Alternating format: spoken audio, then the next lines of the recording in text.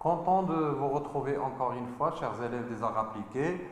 Aujourd'hui, on va essayer de se concentrer sur une partie très intéressante, comme d'habitude, donc dans le côté design de produits. On va essayer de voir donc, la méthode de réponse, bien de répondre aux questions lors de l'examen, la préparation et bien sûr essayer de voir les critères de l'examen. On va essayer de commencer par le contenu. Donc, bien sûr, pour cette année, vous le savez très bien, c'est exceptionnel à cause de l'arrêt d'études à présence. Donc, il y a un arrêt d'études. Donc, exceptionnellement, on va essayer de se pencher sur des cours exceptionnels. D'accord? Donc, l'épreuve portera sur l'un des types d'objets suivants. Donc, nous avons deux objets ou bien deux sujets dans lesquels on va être examiné. D'accord? Donc, objet se référant au design contemporain. Donc, cela, vous pouvez trouver soit un objet au référent du design contemporain, soit un objet qui est associé de côté, traditionnel et contemporain à la fois. Donc, bref, je répète encore une fois.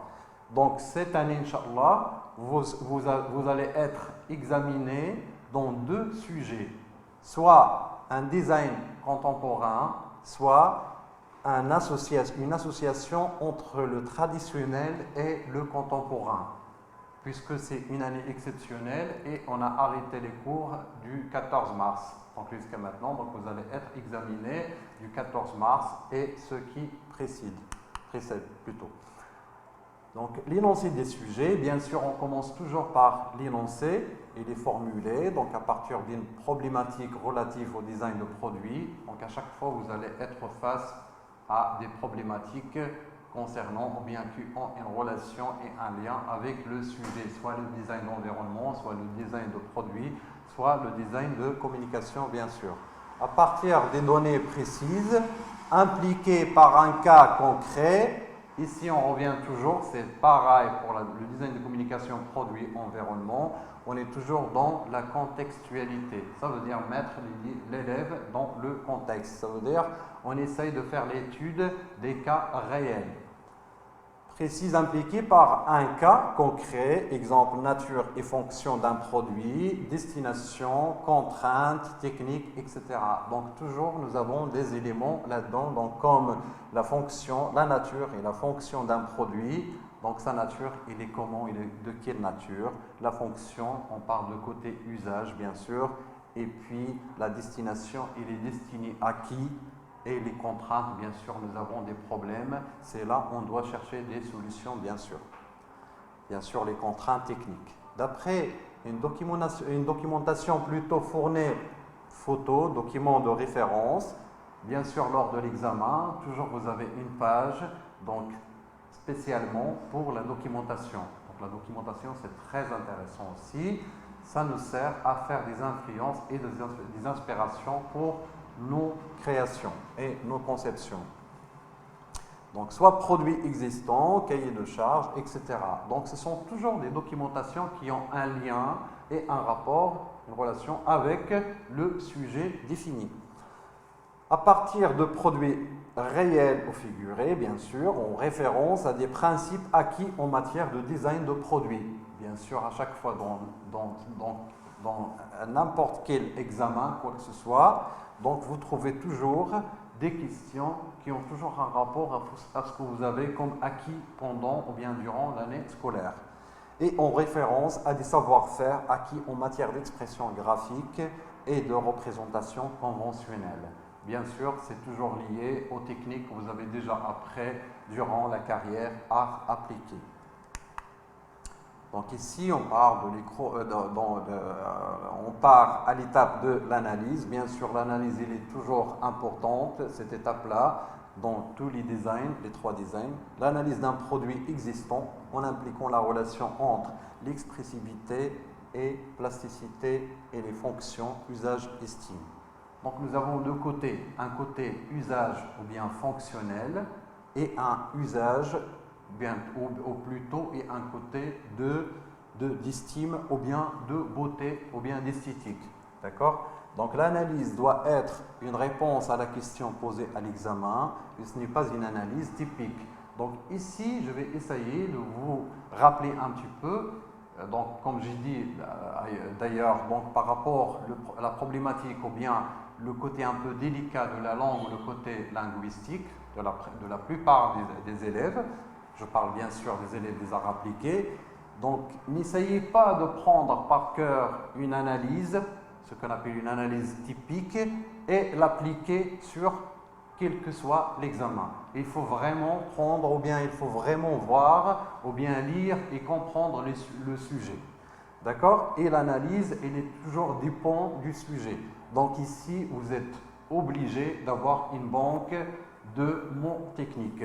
Ça veut dire qu'il faut avoir des mots techniques concernant la matière, le dessin, expression plastique, les arts graphiques. Quand on parle des dessins, expression plastique, on parle de matière, on parle de lignes, on parle de graphisme, etc. Quand on parle d'art graphique, on parle de couleurs, on parle de forme, etc. Et ça, c'est toujours très intéressant donc, pour faire une analyse plutôt. Donc, dans la plupart des examens, l'analyse est basée sur les rapports suivants. Donc, bien sûr, pour faire une analyse, il faut que ce soit basé sur des éléments pour qu'il soit une bonne analyse. Donc, nous avons des éléments sur lesquels on doit se baser. D'abord, on commence par la forme et la fonction. Donc, bien sûr, quand on est face à un design, donc nous avons une forme. On parle d'une forme. Donc, cette forme n'est pas gratuite. Donc, il a des rapports avec le côté fonctionnel.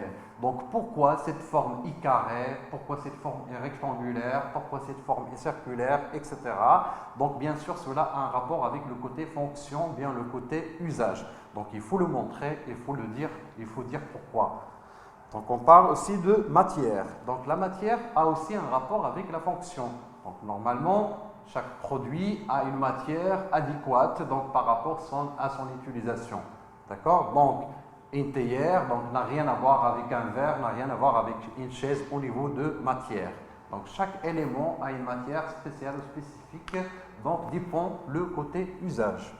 Et puis, la couleur, on parle aussi de la couleur et la fonction. Donc, la couleur aussi a une fonction. Donc, il faut signaler aussi cette fonction de couleur. Il faut la montrer. Parce que, comme j'ai dit, et je le répète encore une fois, donc chaque chose a une raison. Donc, il n'y a rien de gratuit. Et puis, on parle aussi à l'espace et la fonction. Donc, bien sûr, on ne peut pas, sauf dans l'art contemporain un petit peu, comme ce qu'il a fait Marcel Duchamp, qui a posé une pissoire dans une galerie, mais ça, c'est autre chose. On ne peut pas poser, par exemple, une chaise dans une mosquée, par exemple. Donc, chaque chose a sa place. Donc, il faut savoir où mettre l'objet et pourquoi. Il faut répondre à cette question aussi. Voilà, on part maintenant à l'étape des recherches. C'est toujours l'étape la plus intéressante aussi. Donc, proposer des solutions aux problèmes posés à l'aide de moyens d'expression graphique appropriés en mettant l'accent sur. Donc, nous avons des éléments à respecter, bien sûr. Et ici, il faut proposer des solutions, mais au problème qui est déjà posé dans l'énoncé. Ça veut dire qu'il faut savoir déjà ou bien comprendre et analyser le problème. Et puis, donc, les éléments dont on a à faire, donc les relations entre l'organisation fonctionnelle et l'organisation plastique. Donc, il faut savoir comment associer entre le côté esthétique et le côté fonctionnel. Donc, pour avoir une homogénéité d'un produit donc, idéal. Et puis, l'expressivité et la symbolique des formes, des couleurs et des matières pour évoquer une sensation, suggérer une idée, transmettre un message, induire ou modifier des significations, créer une ambiance, etc. Donc ici, bien sûr, il faut faire très attention aussi. Quand on a une idée, et on a des symboliques, par exemple, dans nos têtes, il faut savoir comment les appliquer et comment les assembler afin de créer une conception donc, parfaite. D'accord? Donc, et puis, l'important ici est d'essayer de trouver des solutions grâce à de nombreuses méthodes, techniques, graphiques et avec de différents modèles et propositions. Bien sûr, quand on parle de cette étape-là, donc il faut montrer tout ce que vous savez, bien sûr, comme technique et comme savoir-faire dans les recherches. Il faut utiliser, comme on a déjà dit, donc toutes les techniques que vous savez, tous comment dirais-je, les compositions aussi. Et on parle de côté composition, il faut savoir comment donc jouer un petit peu avec les dessins sur notre format A3 par exemple, parce que dans la plupart des cas, nous avons un support A3 sur lequel on fait les recherches. Donc il faut savoir comment jouer un petit peu avec les formes, donc des recherches un peu plus grandes au niveau taille, un peu plus grandes au niveau taille, moyen, petit, etc. pour créer une ambiance un peu visuelle. D'accord ? Et puis, troisième partie est le travail final. Donc ici, on parle bien sûr de finalisation de travail. Déjà, après avoir fait une planche de recherche, on penche un petit peu vers une recherche la plus réussite pour la développer afin de réaliser un travail final avec une technique appropriée, bien sûr. À partir des propositions de l'étape de la recherche, nous devons choisir une seule proposition qui convient et la finaliser avec une technique appropriée. Donc, ici, rien à voir avec les recherches. Les recherches, vous avez le choix de faire des techniques mixtes. Mais pour le travail final, il vaut mieux donc, se concentrer sur une technique. Soit vous travaillez avec les feutres, soit vous travaillez avec un stylo habit, soit vous travaillez avec aquarelle, peinture, etc. La technique qui vous va le plus. S'il y a une question précise ou une tâche demandée, on doit la respecter en essayant de trouver une solution à cette problématique. Bien sûr, ici, en revenant à l'énoncé, j'ai déjà assisté à des cas qui étaient dehors l'examen, dehors le sujet plutôt, donc il faut vraiment bien comprendre et se concentrer sur l'énoncé. Il faut le bien comprendre plutôt. Donc avant de commencer, je lis l'énoncé, je relis l'énoncé afin de le comprendre et puis je réponds et je donne des solutions à la tâche ou bien à la problématique demandée. Et puis la quatrième étape est l'argumentation. Donc bien sûr, comme j'ai dit, l'analyse et l'argumentation, c'est deux éléments qui sont à l'inverse. Donc chacun est à l'inverse de l'autre. Donc ici, c'est la justification des choix, technique, couleur, utilisée, bien aussi la démarche dans son intégralité. Donc quand on parle de design de produit, on parle de couleur, on parle de forme, on parle de matière et texture. Donc il faut tout signaler. Donc quand on parle de ces éléments, il faut dire pourquoi on a choisi telle forme ou telle couleur ou telle texture, matière, etc. Donc chaque chose, comme j'ai dit, a un rapport esthétique et fonctionnel à la fois. Donc bien sûr, maintenant, on va essayer de voir un petit peu les critères en général sur lesquels on se base. Donc surtout pour la correction. Donc la présentation des dossiers. Donc quand on parle de la présentation des dossiers, donc pour la conception et la création, ça ne se limite pas que dans les recherches et le travail final, ainsi de suite, mais surtout la présentation du travail englobe. Donc la présentation des dossiers, mise en page, donc la mise en page. Donc il faut bien mettre le travail donc, au milieu de la page avec une belle mise en page qui le représente, qui le met en valeur. Et puis la propreté, il faut faire très attention. Je m'excuse, mais je vais vous donner des conseils. Donc, pour travailler par exemple sur un dossier, il suffit de mettre un papier A4 sous la main et comme ça vous travaillez en propreté. Après, vous enlevez le papier et vous avez votre travail bien fini, etc. Donc, il faut faire attention à la propreté plutôt. Tirage ou bien titrage des étapes. Donc, pour le titrage des étapes, donc, ça fait partie aussi de la conception graphique du travail en globe. La prise en compte des données des problèmes, donc il faut bien comprendre le sujet et il faut répondre aux besoins. D'accord ? Et puis, nous avons des valeurs de savoir, des valeurs de savoir-faire, investis, pertinence de leur choix. Bien sûr, on fait attention donc, aux élèves qui ont montré plus de savoir-faire, plus de valeurs techniques, etc. C'est pour cela que je vous demande d'exploiter tout ce que vous avez comme bagage technique. D'accord?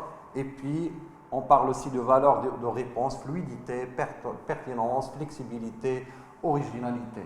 Bien sûr, quand on parle de valeurs de réponse, donc chacun a sa personnalité, donc chacun a sa création, a sa conception, qui doit bien sûr se défaire de l'autre. Donc ici, on insiste aussi sur ce côté où il faut avoir plus de flexibilité et originalité. D'accord? Et puis, on part à la qualité et adéquation des moyens plastiques quant à la lisibilité, l'expressivité, la fonctionnalité et à la plasticité, cohérence entre les intentions manifestées et les moyens d'expression utilisés. Bien sûr, ici, quand on parle de cette note-là, bien sûr, en parallèle, on peut citer aussi le côté de gérance, comment on gère notre temps. Parce que le jour de l'examen, nous avons 4 heures, donc il faut savoir comment les gérer. Donc les 4 heures, il ne faut pas que ça nous fait de la pression et qu'on fait vite et qu'on... voilà, donc il faut vraiment savoir comment gérer le temps pour donner plus de temps aux recherches, plus de temps, donc le temps suffisant pour chaque étape.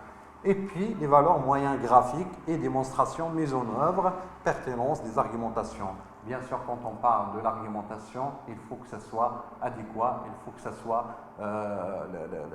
c'est une argumentation normalement qui nous explique le travail final. Donc, il faut que ça soit en relation avec le travail final. Voilà, donc jusque-là, je vous donne rendez-vous, Inch'Allah, à la prochaine séance avec une nouvelle leçon plutôt. D'ici là, je vous souhaite une excellente soirée et au revoir.